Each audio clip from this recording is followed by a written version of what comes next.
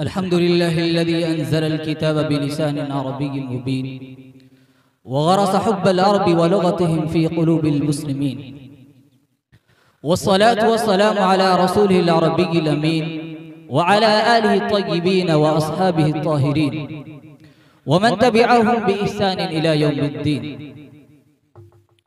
وبعد، فأعوذ بالله من الشيطان الرجيم. بسم الله الرحمن الرحيم. إنا أنزلناه قرآنا عربيا لعلكم تعقلون.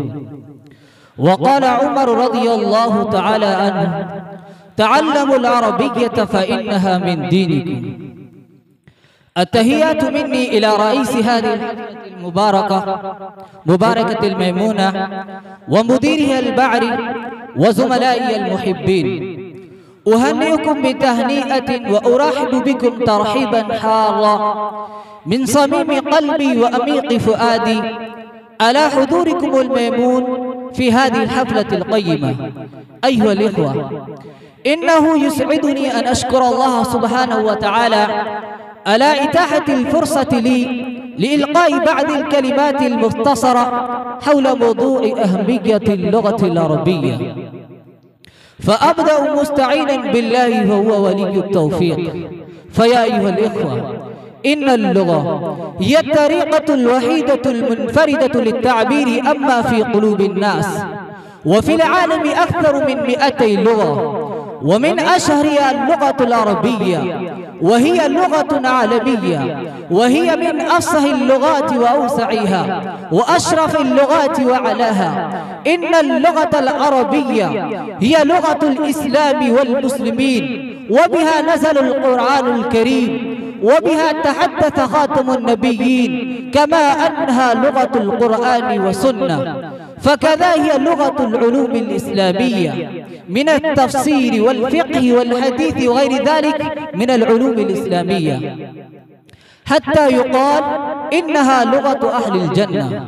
فيا أيها الإخوة، إن اللغة العربية لها أهمية عظيمة لا تعد بالكلمة ولا تنتهي، وكفى بها شرفا ومجدا بأن الله سبحانه وتعالى اختارها لأشرف كتابه وآخر رسوله، وضمن حفظها من خلال وعده بحفظ كتابه. فليس هناك لغة أنفع بها، لأنها مفتاح العلوم الإسلامية. فيا أيها الإخوة، إن اللغة العربية ثابتة بالقرآن وبآثار الصحابة وأقوال العلماء، كما قال الله تعالى في كلامه المجيد والفرقان الحميد: إنا أنزلناه قرآنا عربيا لعلكم تعقلون. وفي آية أخرى: وإنه لتنزيل رب العالمين نزل به الروح الأمين على قلبك لتكون من المنذرين بلسان عربي مبين. فهذه الآيات القرآنية تدل على فضل اللغة العربية وشرفها وكرمها، لأن القرآن هو أفضل الكتب الإلهية وقد نزل باللغة العربية. فيا أيها الإخوة، تفكروا أيضا ماذا قال أصحاب النبي وأقوال العلماء في ذلك فكرا بالغا. قال عمر رضي الله تعالى عنه: تعلموا العربية من الدين، تعلموا العربية فإنها من ديني. وفي رواية أخرى: تفقهوا في السنة وتفقهوا في اللغة العربية. فيدل ذلك على أن من أراد أن يتفقه في الدين فلا سبيل له إلا تعلم اللغة العربية. وكذلك قال الشيخ الإسلام ابن تيمية رحمه الله: إن اللغة العربية من الدين ومعرفتها حق واجب. فيا أيها الإخوة، ظهرت كظهور الشمس وبدت كبدوء الحق.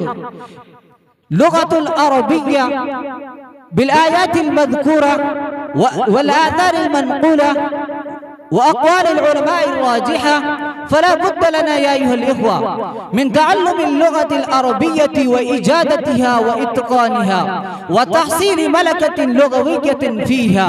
والملكة يحصل بأشياء عديدة، ومنها التكلم بها كلما تسنه لنا الفرصة، ومنها الكتابة كل يوم مهما كان قليلا، وكذا التكلم باللغة الفصحى وبلهجة فصيحة. كما يقال إن اللغة هي استعمال وممارسة واستخدام، فباستعمالها وممارستها وبتكرارها يحصل الإتقان.